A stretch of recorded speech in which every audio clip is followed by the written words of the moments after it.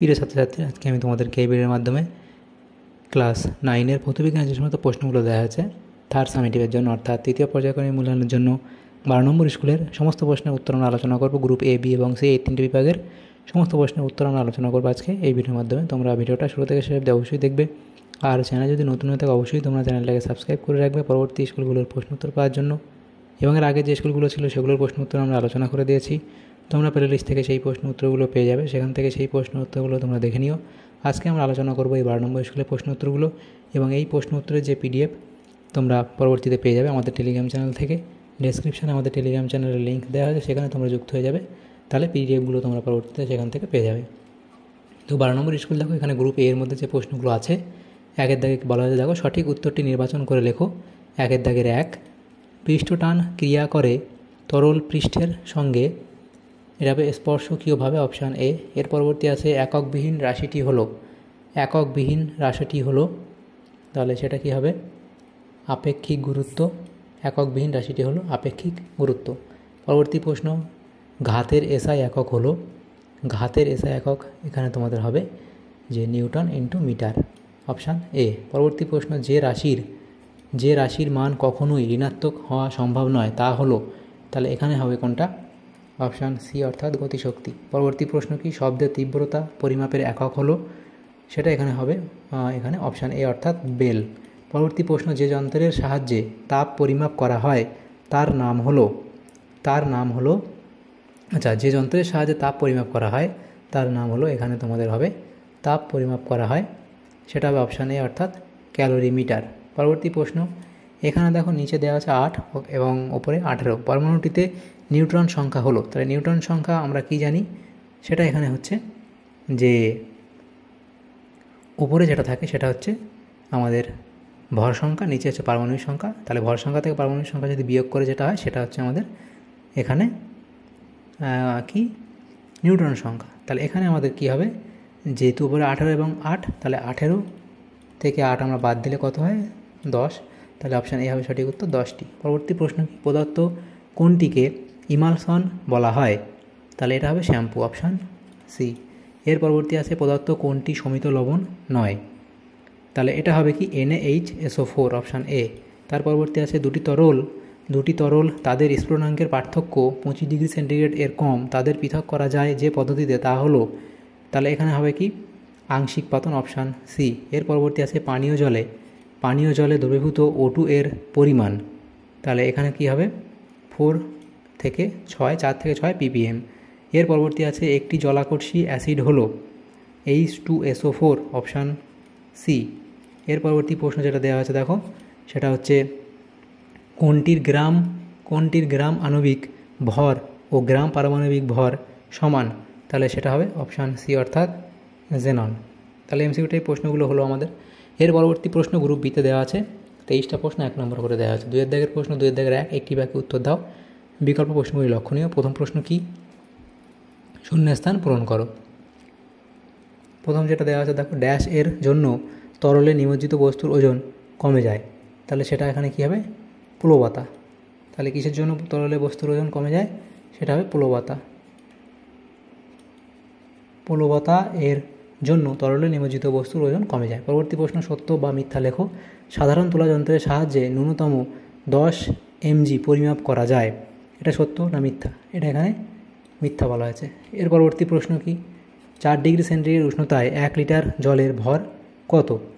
তাহলে 4 degree centigrade উষ্ণতায় 1 litre জলের ভর হলো 1 কেজি বা 1000 গ্রাম। এর পরবর্তী প্রশ্ন, বাম স্তম্ভের সঙ্গে ডান স্তম্ভ মেলা, এদিকে বাম স্তম্ভ ডান স্তম্ভ, জার্ডের ধারণা সেটা এখানে হবে আমাদের নিউটনের প্রথম, জার্ডের ধারণা হলো এখানে নিউটনের প্রথম গতিসূত্র। এর পরবর্তী হচ্ছে রকেটের গতি, সেটা হবে রৈখিক ভরবেগের সংরক্ষণ সূত্র। এর পরবর্তী প্রশ্ন, অভিকর্ষীয় স্থিতিশক্তি সেটা এখানে হবে mg × h, এবং বস্তুর ভরবেগ, তাহলে বস্তুর ভরবেগ কোনটা হবে? এটা √2mE। এর পরবর্তী প্রশ্নগুলো আছে দেখো 4-এর দাগে, 5-এর দাগের প্রশ্ন, স্টেথোস্কোপ শব্দের কোন নীতির ওপর ভিত্তি করে কাজ করে? তাহলে সেটা হবে কি? ধারাবাহিক প্রতিফলন। তাহলে এটা এখানে লিখে দিই, সেটা হচ্ছে ধারাবাহিক প্রতিফলন।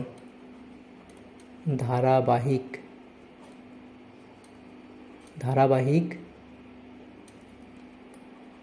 প্রতিফলন এই নীতির ওপর কাজ করে। অথবা দিয়ে প্রশ্ন ছিল কি, সেটা বলা হয়েছে আমাদের, দেখো, একটি মাত্র কম্পাঙ্ক বিশিষ্ট শব্দকে কি বলা হয়? একটি মাত্র কম্পাঙ্ক বিশিষ্ট শব্দকে কি বলা হয়? সুর বলা হয়। এর পরবর্তী প্রশ্ন, ক্ষণস্থায়ী শব্দের প্রতিধ্বনি শোনার জন্য উৎস ও প্রতিফলকের মধ্যে ন্যূনতম দূরত্ব কত হওয়া প্রয়োজন? সেটা এখানে হবে 16.6 metre.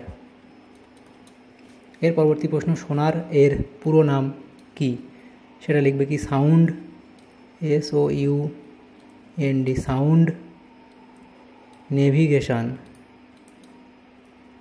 Sound navigation and ranging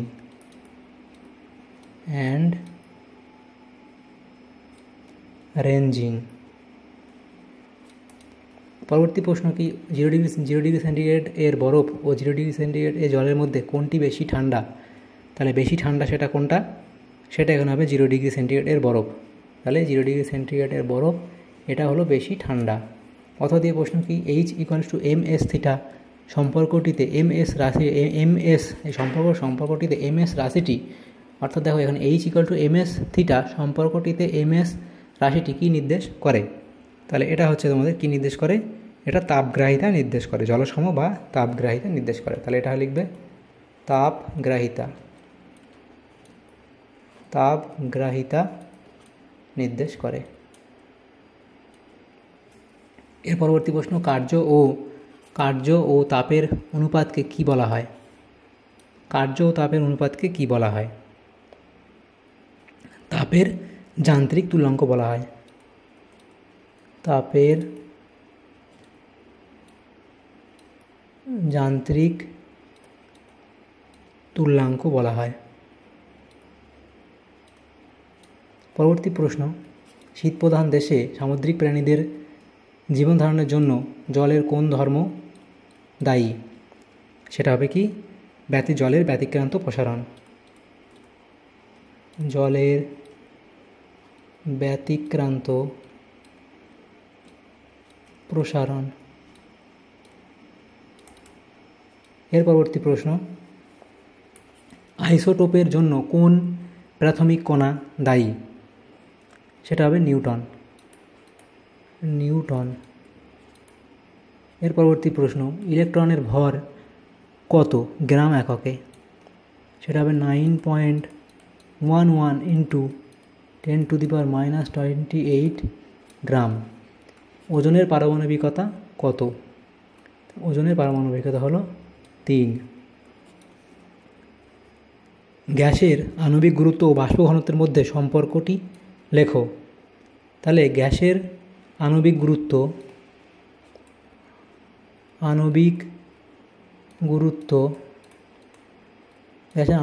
সমান সমান 2 × গ্যাসের বাষ্প ঘনত্ব।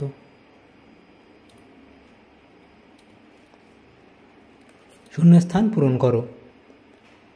তাহলে এখানে কি বলা হয়েছে? সম্পৃক্ত দ্রবণে তাপ প্রয়োগ করলে দ্রবণটি ড্যাশ হয়ে যায়, অসম্পৃক্ত হয়ে যায়। অসম্পৃক্ত হয়ে যায়। এটা হবে ময়পয়। অসম্পৃক্ত হয়ে যায়। এর পরবর্তী প্রশ্ন, আচ্ছা, এটা অসম্পৃক্ত কয়তয় হবে, অসম্পৃক্ত হয়ে যায়। তারপরে পরবর্তী প্রশ্ন দেখো, দ্রাব্যতা লেখো। এর ক্ষেত্রে এক্স ও ওয়াই অক্ষ কি কি নির্দেশ করে? তাহলে এখানে তোমাদের লিখে দিই, এখানে লিখে দিই এর উত্তর। তাহলে এক্স অক্ষ কি নির্দেশ করে সেটা লিখে দিই, এটা উষ্ণতা। আর ওয়াই অক্ষ কি নির্দেশ করে? সেটা হচ্ছে দ্রাব্যতা। হলো। এর পরবর্তী প্রশ্ন অথবা দিয়ে, একটি শোধক ক্লাসের নাম লেখো। একটি শোধক ক্লাসের নাম লেখো। তাহলে সোদা ক্লাস লিখবে তুঁতে বা ব্লু ভেট্রে তুঁতে লিখবে। এর পরবর্তী প্রশ্ন কি, দৈনন্দিন জীবনে ব্যবহৃত হয় এমন একটি ক্ষারের নাম লেখো। Sodium hydroxide.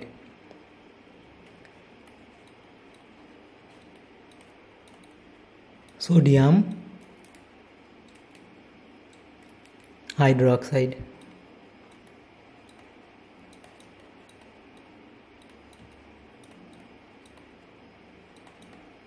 Sodium hydroxide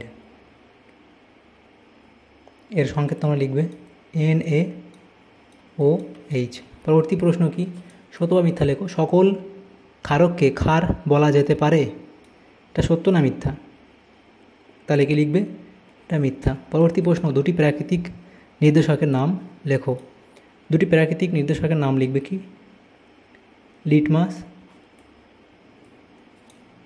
litmus এবং হলুদ। পরবর্তী যে প্রশ্ন আছে দেখো, সেখানে বলা আছে যে পাতন প্রক্রিয়ার কয়টি ধাপ ও কি কি? তাহলে লিখবে পাতন প্রক্রিয়ার ধাপ হচ্ছে দুটি, একটি হলো বাষ্পীভবন আর একটি হলো ঘনীভবন। তাহলে এটা হলো দুটি, একটা হলো, তাহলে কি কি সেটা হলো বাষ্পীভবন আর ঘনীভবন। বাষ্পীভবন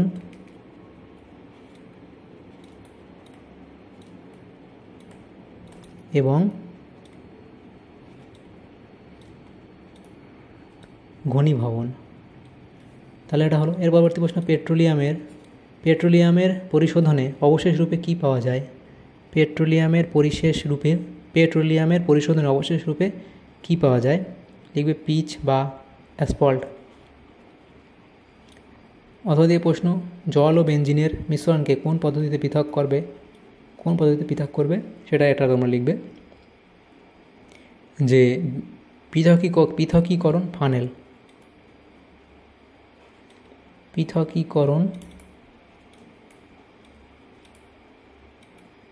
ফানেল বা সেপারেটরি ফানেল পদ্ধতিতে পৃথক করা হয়। ক্লোরিনেশন কাকে বলে? তোমরা এটা লিখবে ক্লোরিনেশন কাকে বলে। লিখবে ক্লোরিনেশন কাকে বলে? লিখবে ক্লোরিনেশন হলো জলের জীবাণু ধ্বংস করার জন্য বা পানীয় জলকে বিশুদ্ধ করার জন্য জলে নির্দিষ্ট পরিমাণে ক্লোরিন গ্যাস মেশানোর প্রক্রিয়া। তাহলে লিখবে এটা যে ক্লোরিনেশন হলো জলের জীবাণু ধ্বংস করার জন্য বা পানীয় জলকে বিশুদ্ধ করার জন্য জলে নির্দিষ্ট পরিমাণে ক্লোরিন গ্যাস মেশানোর প্রক্রিয়া। এর পরবর্তী প্রশ্ন যেটা আছে দেখো, আয়নমুক্ত জল ও পাতিত জলের মধ্যে একটি পার্থক্য লেখো। তাহলে আয়নমুক্ত জল তড়িৎ পরিবহন করে না, কিন্তু পাতিত জল সামান্য পরিমাণে তড়িৎ পরিবহন করতে পারে। কি লিখবে? আয়নমুক্ত জল তড়িৎ পরিবহন করে না, কিন্তু পাতিত জল সামান্য পরিমাণে তড়িৎ পরিবহন করতে পারে। এটা পার্থক্য হয়ে গেল। অথবা দিয়ে প্রশ্ন যেটা আছে সেটা হচ্ছে ব্ল্যাকফুট ডিজিজ কেন হয়? তাহলে লিখবে আর্সেনিক দূষণের ফলে। ব্ল্যাকফুট ডিজিজ কেন হয়? আর্সেনিক দূষণের ফলে। তাহলে ব্ল্যাকফুট ডিজিজ কেন হয়? আর্সেনিক দূষণের ফলে। তাহলে লিখবে আর্সেনিক দূষণের ফলে ব্ল্যাকফুট ডিজিজ হয় আর্সেনিক দূষণের ফলে। গ্রুপ সি এর মধ্যে যে প্রশ্নগুলো আছে দেখো, এখানে আমাদের 15টা প্রশ্ন, 2 নম্বর করে 30 নম্বর দেওয়া আছে। এগুলো আমরা আলোচনা করবো নেক্সট পেজে। এই প্রশ্নগুলো দেখো, প্রথম যে প্রশ্ন এখানে আছে দেখো, গ্রুপ সি এর মধ্যে 3 দাগের প্রশ্ন। নিজের প্রশ্নগুলির সংক্ষিপ্ত উত্তর দাও। বিকল্প প্রশ্নগুলো লক্ষণীয়। প্রথম যে প্রশ্ন আছে, ভাসমান বস্তুর সাম্যের শর্তগুলি বিবৃত করো। তাহলে সেটা তোমরা লিখবে। এর পরবর্তী প্রশ্ন, সান্দ্রতাঙ্ক কাকে বলে? প্রবাহীর পাশাপাশি দুটি স্তরে গতিবেগের একক নতিমাত্রা বজায় রাখতে গেলে প্রতি একক ক্ষেত্রফলে যে পরিমাণ স্পর্শকীয় বল প্রয়োগ করতে হয় তাকে ওই প্রবাহীর সান্দ্রতাঙ্ক বলে। পরবর্তী প্রশ্ন, F=ma সমীকরণটি মাত্রীয় সংকেত অনুযায়ী সঠিক কিনা যাচাই করো। এর পরবর্তী প্রশ্ন আছে, একটি মালবাহী ট্রাক এবং একটি খালি ট্রাক একই দিকে চলছে, কোনটিকে ব্রেক কষে থামানো বেশি সহজ হবে? এর পরবর্তী প্রশ্ন, ক্ষমতা ও বেগের মধ্যে সম্পর্ক স্থাপন করো। এটা তোমরা করবে। এর পরবর্তী প্রশ্ন, অথবা দিয়ে 50 কেজি ভরের এক ব্যক্তি 5 মিনিটে 50.5 মিটার উঁচু মিনারের চূড়ায় উঠলে ব্যক্তির ক্ষমতা কত হবে? তাহলে ব্যক্তির ভর দেওয়া আছে, সময় দেওয়া আছে, উচ্চতা এবং অভিকর্ষজ ত্বরণ আমরা 10 মিটার পার সেকেন্ড স্কোয়ার সেটা আমাদের বলা আছে। তাহলে কৃতকার্য ডব্লু সমান কী হবে? ডব্লু সমান এম জি ইন্টু এইচ। তাহলে এম জি ইন্টু এইচ হলে কি দেখো, তাহলে এম এর মান 50 কেজি এবং জি হচ্ছে কত 10 মিটার পার সেকেন্ড স্কোয়ার, এবং আমাদের যে এইচ হচ্ছে কত, সেটা হচ্ছে 50.5। তাহলে এগুলো এগুলো এগুলো 50.5, তাহলে সেটা গুণ করলে ডব্লু সমান কত হবে? এত জুল। তাহলে ক্ষমতা সমান কি? পি সমান এই ক্ষমতা হলো কৃতকার্য বাই সমান, তাহলে পি হচ্ছে ক্ষমতা, সেটা হচ্ছে ডব্লু, এটা ডব্লু বাই টি। তাহলে ডব্লু বাই টি সেটা কত আমরা লিখতে পারি? ডব্লুর ভ্যালু এটা বেরিয়েছে এবং টি এর হচ্ছে কত 300 সেকেন্ড। তাহলে সেটা আমরা ভাগ করলে এরকম একটা আসবে। তাহলে 84.17 ওয়াট প্রায় এরকম একটা উত্তর আসবে। এর পরবর্তী প্রশ্ন দেখো, এটা স্পেলিং ঠিক করবে। উষ্ণতা পরিবর্তনের সঙ্গে জলের আয়তন কীভাবে পরিবর্তিত হয় তা লেখচিত্রের সাহায্যে প্রকাশ করো। এর পরবর্তী প্রশ্ন দেখো দেওয়া আছে, তাপ ও কার্য সম্পর্কিত জুলের সূত্রের গাণিতিক রূপটি লেখো, সূত্রের অন্তর্গত প্রতিটি রাশির পরিচয় দাও। তাহলে দেখো এখানে ডব্লু কী বলছে, এইচ কী বলছে এবং জে কী বলছে সেটা আমাদের লিখতে হবে। এর পরবর্তী প্রশ্ন দেখো, সূর্যের চারিদিকে পৃথিবীর আবর্তনকালে কোনো কার্য হয় কি ব্যাখ্যা করো। তাহলে কী লিখবে? কোনো কার্য, এখানে কোনো কার্য হয় না, তার ব্যাখ্যা তোমরা করবে। পরবর্তী প্রশ্ন অথবা দিয়েছিল এসআইতে কার্যের একক কী, সেটা জুল, এর সংজ্ঞা তোমরা দেবে।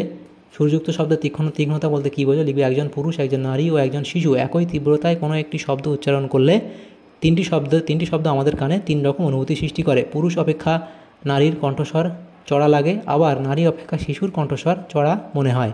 শব্দের এই বৈশিষ্ট্যকে তীক্ষ্ণতা বলে। সুরযুক্ত শব্দের যে বৈশিষ্ট্যের জন্য শ্রোতা একই তীব্রতার চড়ার সুর ও খাদের সুর পৃথক করতে পারে তাকে তীক্ষ্ণতা বলা হয়। অথবা দিয়ে প্রশ্ন ছিল সব সমমেলই উপসুর, কিন্তু সব উপসুর সমমেল নয়, ব্যাখ্যা করো। দেখবে কোনো স্বরে উপস্থিত সুরগুলির মধ্যে সবচেয়ে কম কম্পাঙ্কের সুরকে মূল সুর বলে। কোনো স্বরে উপস্থিত সুরগুলির মধ্যে মূল সুর বাদে অন্যান্য সুরগুলি হলো উপসুর। আবার কোনো স্বরে উপস্থিত সুরগুলির মধ্যে মূল সুরের সরল গুণিতক সুরগুলি হলো সমমেল। তাই সব সমমেলই উপসুর, কিন্তু সব উপসুরের কম্পাঙ্ক মূল সুরের সরল গুণিতক নয়। যেসব উপসুরের কম্পাঙ্ক মূল সুরের সরল গুণিতক নয় তাদের সমমেল বলা যায় না। তাই সব সমমেলই উপসুর, কিন্তু সব উপসুর সমমেল নয়। এর পরবর্তী প্রশ্ন ছিল ইলেকট্রন বিন্যাস লেখো, সেটা হচ্ছে Cl ক্লোরিন এবং S। তাহলে ক্লোরিনের পারমাণবিক সংখ্যা 17, তাহলে প্রথম কক্ষে 2, তারপরে কক্ষে 8, তারপরে কক্ষে 7টি। S সালফার পারমাণবিক সংখ্যা হচ্ছে 16, ইলেকট্রন বিন্যাস করবে কি? প্রথম কক্ষে 2টো, দ্বিতীয় কক্ষে 8টা, তারপরে কক্ষে 6টা। এর পরবর্তী প্রশ্ন ছিল দেখো, একটি Fe পরমাণুর প্রকৃত ভর নির্ণয় করো। তাহলে সেটা আমরা করবে। এর পরবর্তী প্রশ্ন, দ্রাব্যতার সংজ্ঞায় উষ্ণতা, এটা স্পেলিং ঠিক করবে। উষ্ণতার উল্লেখ করার প্রয়োজন হয় কেন? কোন লিখবে? কোনো পদার্থের দ্রাব্যতা একটি নির্দিষ্ট উষ্ণতার কোনো পদার্থের দ্রাব্যতা একটি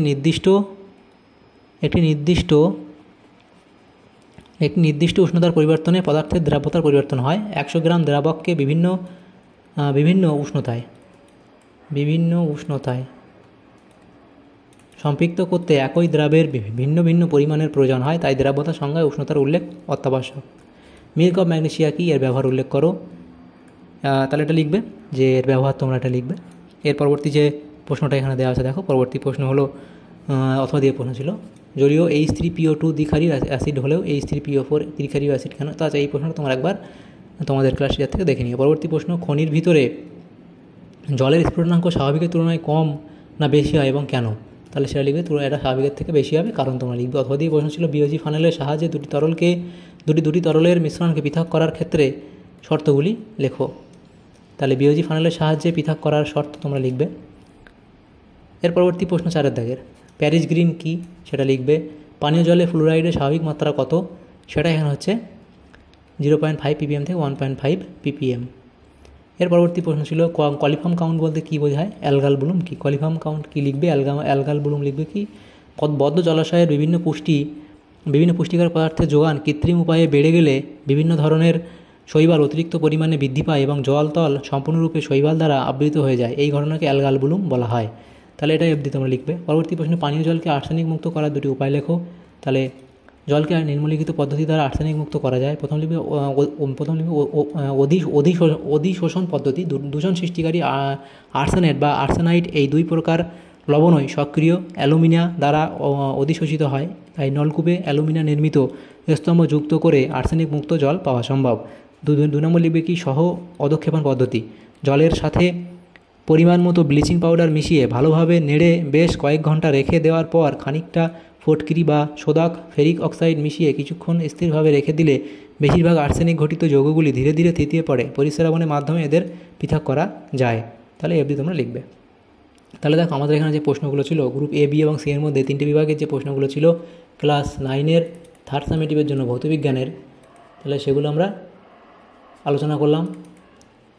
তো তোমাদের যদি সামান্যতম উপকার এসে থাকে ভিডিওটা, অবশ্যই লাইক করবে, বেশি বেশি করে বন্ধুদের সাথে শেয়ার করবে। আর পরবর্তী যে স্কুলগুলো আছে সেগুলোর প্রশ্ন উত্তর পাওয়ার জন্য অবশ্যই তোমরা আমাদের চ্যানেলটাকে সাবস্ক্রাইব করে রাখবে। Thank you, thanks for watching.